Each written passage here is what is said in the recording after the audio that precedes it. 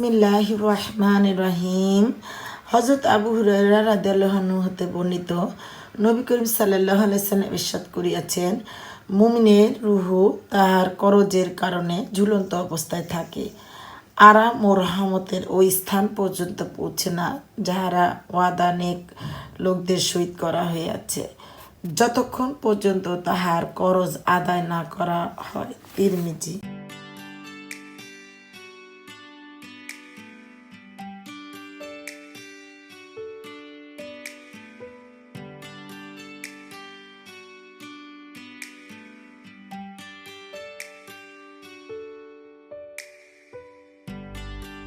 বিসমিল্লাহির রহমানির রহিম।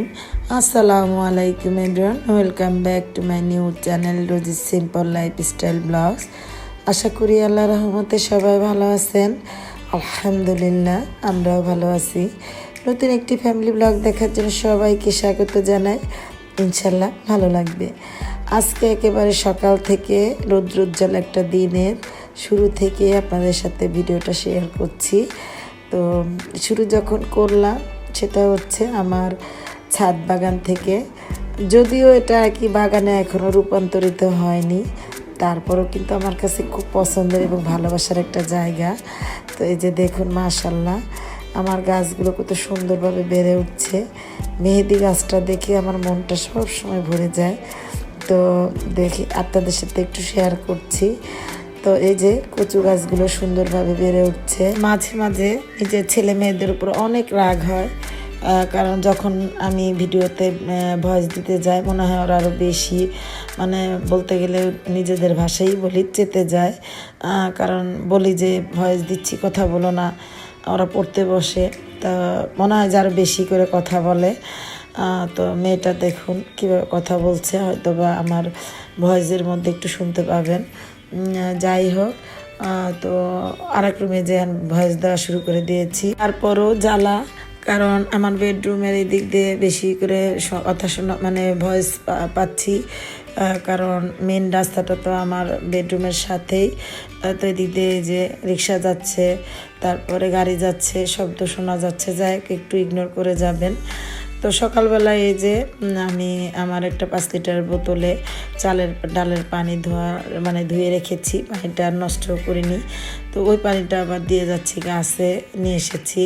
তো একদিকে আমার পানিটা অপচয় হলো না, আবার আরেকদিকে হচ্ছে গাছ পর্যাপ্ত পুষ্টি পাচ্ছে।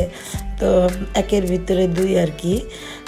কারণ দেখা যাবে যে এই সমস্ত গাছে পানি দিতে অনেকগুলো পানি লাগতো, তো আমার পানিটা খরচ হতো। পানির খরচ থেকে তারপরে আবার মোটর থেকে পানি দিয়ে উঠানো লাগতো, মোটর দিয়ে আর কি। তো সেখানেও খরচ হতো কারেন্টের, মানে সব দিকেই আর কি চেষ্টা করি একটু সাশ্রয় করার জন্য। তো এদিক থেকে আমার গাছটাও পুষ্টি পেল, আর ওদিক থেকে আমি আবার একটু আর্থিকভাবেও মানে সেফ হলাম আর কি।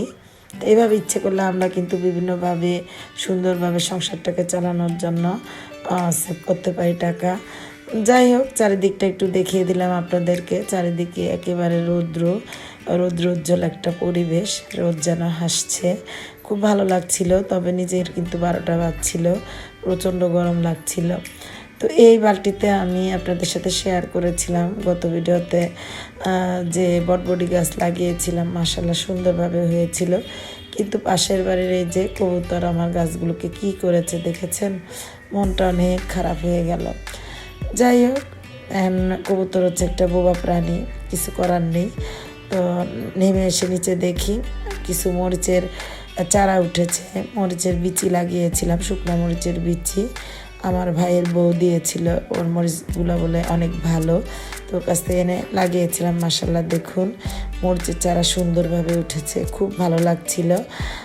তো একটু রোদে দিয়ে দিলাম সিঁড়িতে, জানি না যদি কবুতর এর সন্ধানটা পেয়ে থাকে তো 12টা বাজাবে জানি। তো নিচে দিয়েছিলাম। তো ঘরে মেহমান আছে, তো নিচে চলে এলাম তাড়াতাড়ি করে, পাকঘরে এসে রান্না বসিয়ে দিলাম। তো সকালে নাস্তাটা আপনাদের সাথে শেয়ার করলাম না, তাহলে ভিডিওটা অনেক বড় হয়ে যায়। তো মাছগুলো ধুয়েছিলাম হচ্ছে গত রাতে, ওই ভিডিওটা একটু শেয়ার করলাম আপনাদের সাথে। কুটেছিলাম, এগুলো মলমদি মাছ এনেছে আমার হাজব্যান্ড।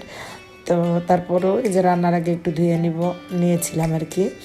তো পরিমাণ মতো তেল দিয়ে দিয়েছিলাম, দেওয়ার পরে দিয়েছিলাম পেঁয়াজ আর টমেটো। তো পেঁয়াজ টমেটোটা একটু হালকা ব্রাউন কালার হয়ে গিয়েছিলো, তো পরিমাণ মতো লবণও দিয়েছি। তারপরে দিয়ে দিলাম সামান্য একটু আদা রসুন বাটা, একটু হলুদের গুঁড়া 1 চা চামচ, মরিচের গুঁড়া 1 চা চামচ, আর জিরা ধনের গুঁড়া 1 চা চামচের আধা চামচ আর কি। তো এই যে এখন সম্পূর্ণ মশলাটা সুন্দরভাবে কষিয়ে নেব। তো আজকে টমেটো দিয়ে রান্না করব, সাথে একটু টকটক যেন হয়, তো জলপাই দিব। তো যে বললাম বাসায় মেহমান আছে, আমার ননস এসেছে, ছোটো ননস আর কি। বড় ননস উনি কুমিল্লাতে আছেন ছেলের বাসায়, আর আপা এসেছেন, আপা ঢাকাতে থাকেন। তো আপার হাজব্যান্ড আবার আর্মিতে চাকরি করেন। তো বেড়াতে এসেছেন বাবার বাড়িতে। তো বাবা মা নাই যখন, তখন ভাইয়ের বাসায় তো বাবার বাড়ি হয়ে যায় আর কি।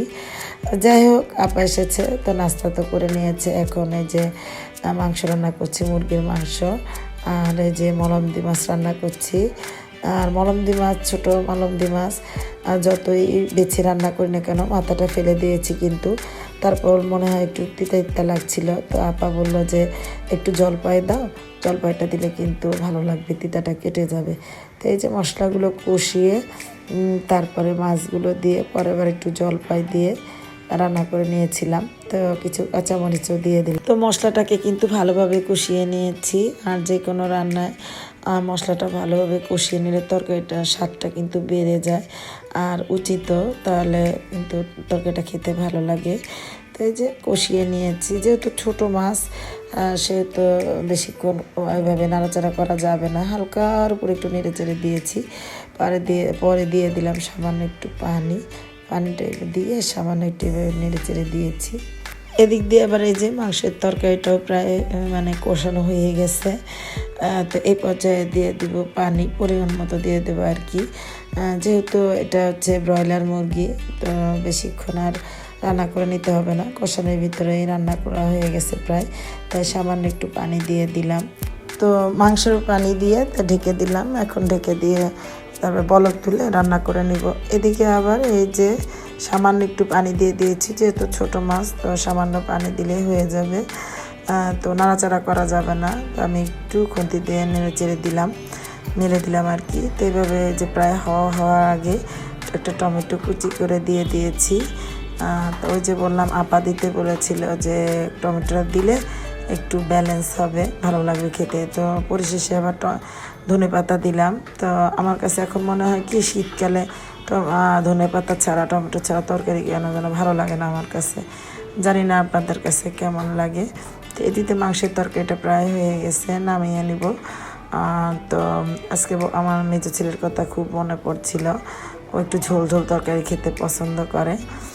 যাই হোক, আমি কিন্তু এই যেভাবে রান্না করে নিয়েছি। আর আমার হাজব্যান্ড বলেছিল একটু জলপাই দিয়ে রান্না করতে। তো আমার কাছে মোটামুটি ভালো লেগেছে, আমার হাজব্যান্ডের কাছে নাকি দারুণ লেগেছে।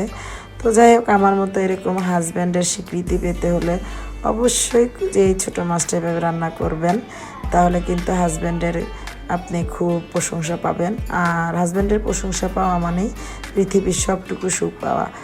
যদি ভিডিওর কোনো জায়গায় ভালো লাগে আর যদি মনে করেন আমি আপনাদের বন্ধু হওয়ার যোগ্য, তো আমার পরিবারের একজন হওয়ার যোগ্য, প্লিজ আমার চ্যানেলটাকে সাবস্ক্রাইব করে পাশে থাকার বেল আইকনটি প্রেস করে অল বাটনটা ক্লিক করে দিলে আমি যে ভিডিও আপলোড করি খুব সহজেই পেয়ে যাবেন। তো সবাই ভালো থাকবেন, ইচ্ছে হলে পাশে থাকতে পারেন। সবাই আবারও বলছি, ভালো থাকবেন, 5 ওয়াক্ত নামাজ পড়বেন, কোরআন শরীফ পড়বেন। আল্লাহ হাফেজ, আসসালামু আলাইকুম।